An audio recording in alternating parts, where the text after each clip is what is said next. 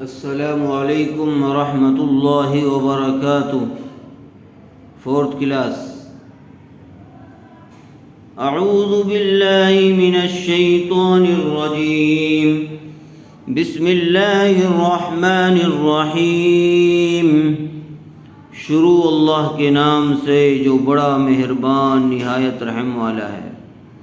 الطلاق، حمزہ تو زبر تو زبر تو لام الف زبر لا، الطلاق تو کو پر کیجیے، قاف پیش قو، قاف بھی پر ہوگا، الطلاق۔ میم را زبر مر، را زبر را، مر را، دیکھیے را کے اوپر تشدید ہے اس لیے میم کو را سے ملا کر پڑھیں گے۔ تشدید والا حرف کتنی مرتبہ پڑھا جاتا ہے؟ دو مرتبہ، ایک مرتبہ اپنے سے پہلے والے حرف کے ساتھ اور ایک مرتبہ خود کی حرکت کے ساتھ۔ تشدید والے حرف کو مشدد کہتے ہیں۔ تا کھڑا زبر تا، مرتا، نون زیرنی مرتانی، الطلاق مرتان۔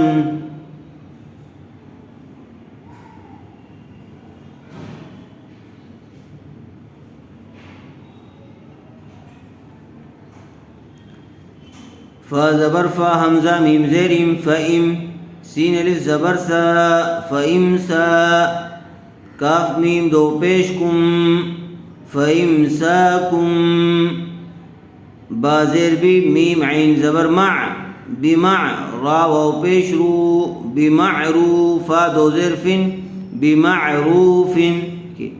تنوین یا نون ساکن کے بعد با آ جائے تو تنوین یا نون ساکن کو میم سے بدل کر غنہ اور اخفا کے ساتھ پڑھیں گے۔ اس کو اقلاب کہتے ہیں۔ کیا کہتے ہیں اس کو؟ اقلاب۔ دیکھیے، الطلاق مرتان فإمساكم بمعروف او تسریح بإحسان، او تسریح، یہاں پر بھی اقلاب ہوگا، جیسے فَإِمْسَاكُمْ، وہی قاعدہ او تسریح میں بھی ہوگا۔ وَلَا يَحِلُّ لَكُمْ أَن تَأْخُذُوا مِمَّا آتَيْتُمُوهُنَّ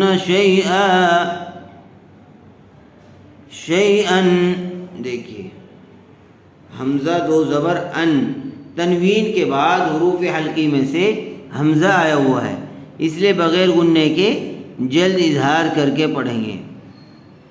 شیئا الا ان یخافا الا یقیما حدود اللہ، فإن خفتم الا یقیما حدود اللہ فلا جناح علیہما،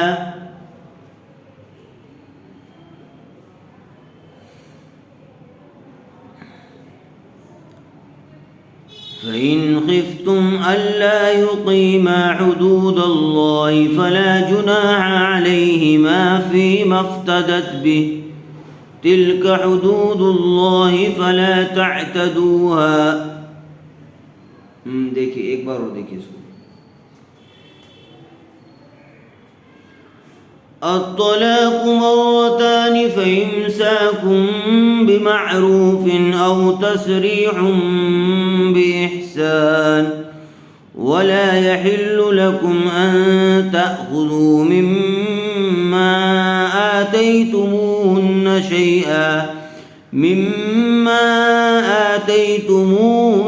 شيئا إلا أن يخافا ألا يقيما حدود الله،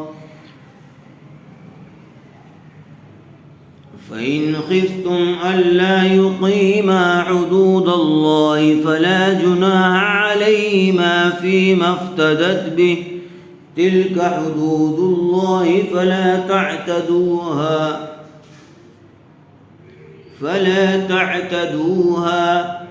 ومن يتعد حدود الله فأولئك هم الظالمون۔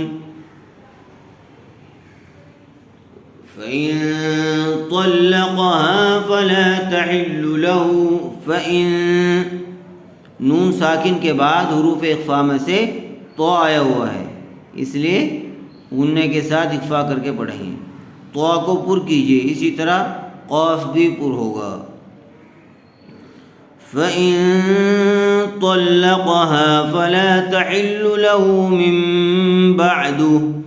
مِن بَعْدُ اقلاب ہوگا. تنوین یا نون ساکن کے بعد با آ جائے تو تنوین یا نون ساکن کو میم سے بدل کر غنہ اور اخفاء کے ساتھ پڑھیں گے.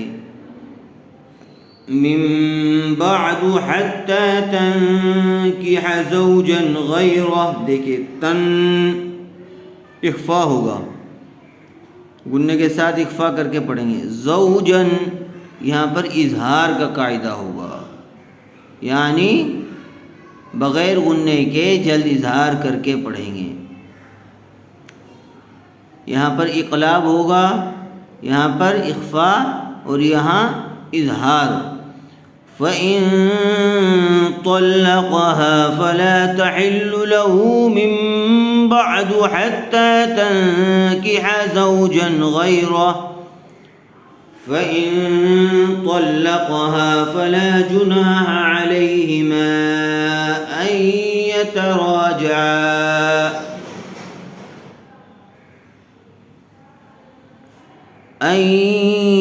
يَتَرَاجَعَا إِن ظَنَّا أَن يُقِيمَا، دیکھیے فَإِن اخفاء ہوگا، علیہما مد منفصل ہوگا. کیوں؟